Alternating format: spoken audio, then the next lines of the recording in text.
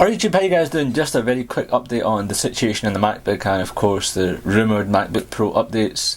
It's looking like now it's not going to happen this month or indeed next month, and that's due to Intel saying they've got a fault in their processors which Apple are supposedly going to be using. Now, the Sandy Bridge processors were expected for some time now, and they were released at CES, or at least announced at CES, and some desktop manufacturers got Sandy Bridge processors already and they're being recalled.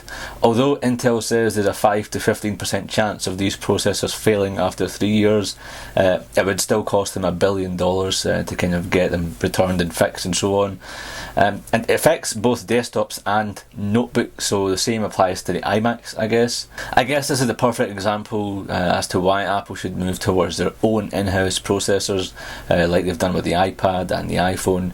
They can't rely on Intel or AMD for that matter. The stock situation seems to be going back up, which is not good to report. Hong Kong Apple Store is reporting 24 hours, whereas it was reporting 5 to 7 days. Some of the UK retailers are showing stock back in. Perfect example is the DSG group. So personally I can't see it happening for these reasons, and it's coming directly from the horse's mouth per se. Intel haven't confirmed which manufacturers they're recalling the systems from. For obvious reasons they can't reveal it, but Apple is knowingly they were going to use, of course, they weren't going to go back to Core 2 Duos for a MacBook Pro machine. So I really doubt Apple are going to be using their own processors for this MacBook Pro refresh that's coming in the next few weeks or months. I think it's going to happen on the next revision, possibly in 2012, and I guess this example of Intel kind of messing up in the Sandy Bridge process is an example as to why they should move everything in-house. The next thing I want to talk about is confusion over MacBooks and generally the MacBook SKUs. In my opinion, and as you can see from the screen, there's just far too much confusion in terms of they've got 3 different types of 13-inch notebooks.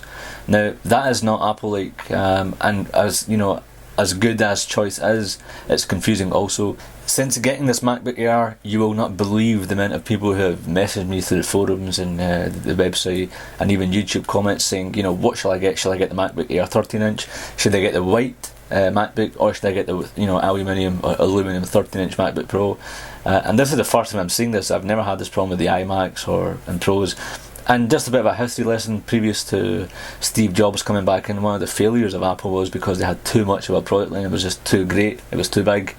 It was just confusion, and people are obviously confused. That's why they're asking the likes of myself and asking on forums. It just causes frustration, and Apple are quite good, and Steve Jobs came back into the company. He's like, what, get rid of all of this, simplify the lineup. And this is why I think the 13-inch MacBook Air, come the next revision or refresh of the MacBook Pros, I think they're going to streamline it. So the 13-inch MacBook Air is going to be the only 13-inch notebook in the lineup. And then it's going to be 15 and 17-inch are going to be the MacBook Pros. At the end of the day, it's just a hassle when you're looking to buy a machine, and I know a lot of you are in the moment, and that's where you're getting in touch. It is just it's just frustrating looking at these machines. Oh, this has got that, but this has got this, and they're all 13-inch machines. At the end of the day, this is using the Core 2 Duo processor. It's slightly lower. The RAM's the same. This one's a bit more expensive. So had they have just got the one lineup, it just makes the whole friggin' thing simple and easy, and a more kind of enjoyable experience than to sit around and look at these things. Which one should I get? And then having regrets. The last thing that I want to talk about is the MacBook Pros, and I talked in more detail in the last video that I've done, and it's on the screen for those of you who want to see it. But here is an image of a 15-inch MacBook Pro, and from this, tell me in the comments what you think is the 2 biggest hardware-wise things internally. That is correct, it's a traditional hard drive on your left and the optical drive. Now this is why I've been saying that if they take away the optical drive, they'll have so much more space, and Apple are known to have beautifully designed products thanks to Johnny Ive. They don't leave any uncovered space per se. They make the most of it, and hopefully by taking away the optical drive they are going to put something more useful in. That's just my opinion, and remember, with size comes weight, believe it or not. And the optical drive, the traditional hard drive, do add weight to the machine.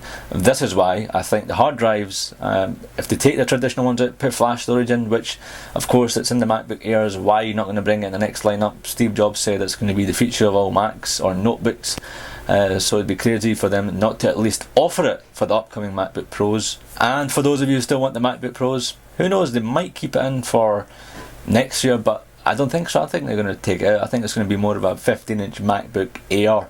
That's correct. It's going to be one of those lightweight machines, and then hopefully by doing that, then they can bring the prices of the super drives down. It's at £70 now. If they can bring that to £30 or £40, I think that'd be well worth it. But knowing Apple, they probably won't. But that's it. I just wanted to clear a few things up, update you guys, because I know a lot of you watched the previous videos and you want me to talk about the MacBook Pros, what I think, and I thought it'd be only fair if I kind of updated you on the situation, the delays that are happening now. Kind of a shame, because I was looking forward to a MacBook Pro refresh this month, but I really doubt it. But guys, thanks for watching. Remember, you can join me on iGlaswegian.com, twitter.com/i6glasswegian. For those of you who don't know, I've got a Facebook fan page as well, facebook.com/iGlaswegian. And if you can hit the like button and the subscribe button on this video, would be great. Thanks for watching, guys. Cheers. We have a new sponsor here at iGlaswegian, looking to send a package at the lowest price possible. Simple. Visit parcelmonkey.co.uk, follow these 4 simple steps, have the package collected from your doorstep, and then sit back and relax.